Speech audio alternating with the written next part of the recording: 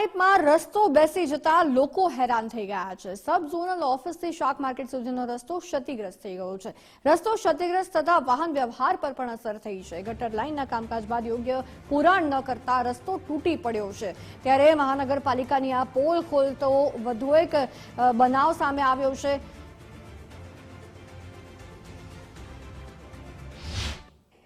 Ahmedabad corporation હર હંમેશ વિવાદોની વચ્ચે ઘેરાયેલું હોય છે।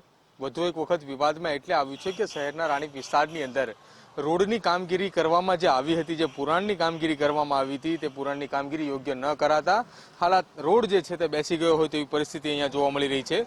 ડ્રેનેજનું કામ જે છે તે અહીંયા એક અઠવાડિયા પહેલા હાથ ધરવામાં આવ્યું હતું। ડ્રેનેજનું કામ પૂર્ણ થયા બાદ અહીંયા રોડ જે છે તે બનાવવામાં આવ્યો હતો, પરંતુ રોડની અંદર આ દબાણ જે છે એટલે કે રોડની અંદર જે પુરાણ જે કરવાનું હતું, માટીનું અને કપચીનું પુરાણ જે કરવાનું હતું, એ પુરાણ યોગ્ય ન થતા અમદાવાદની અંદર છેલ્લા 2 દિવસથી મોડી રાત્રે જે વરસાદ વરસી રહ્યો છે તે વરસાદની કારણે આ રોડ જે છે તે ફરી એક વખત બેસી ચૂક્યો છે।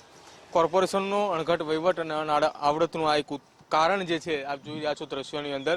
આ રસ્તો જે છે જે જગ્યાએ જઈ રહ્યો છે ત્યાં આગળની તરફ શાક માર્કેટ આવેલી છે, બીજી તરફ અહીંયા એક શાળાઓ પણ આવેલી છે।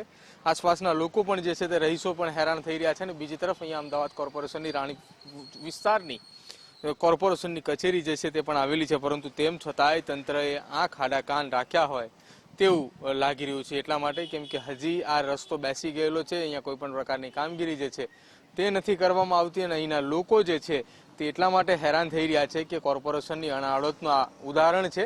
કોર્પોરેશનની કામગીરી સામે સવાલો ઊભા થઈ રહ્યા છે, કેમ કે રોડનું પુરાણનું કામગીરી કરવામાં આવી તેમ છતાંય ફરી એક વખત રોડ જે છે તે બેસી ગયો છે। લગભગ 1 કિલોમીટર લાંબો આ રોડ જે છે તે આ પ્રકારે બેસી જતા એના સ્થાનિક લોકો જે છે તે પરેશાન થઈ રહ્યા છે। કેમેરા પર્સન વિકી ઠાકોરની સાથે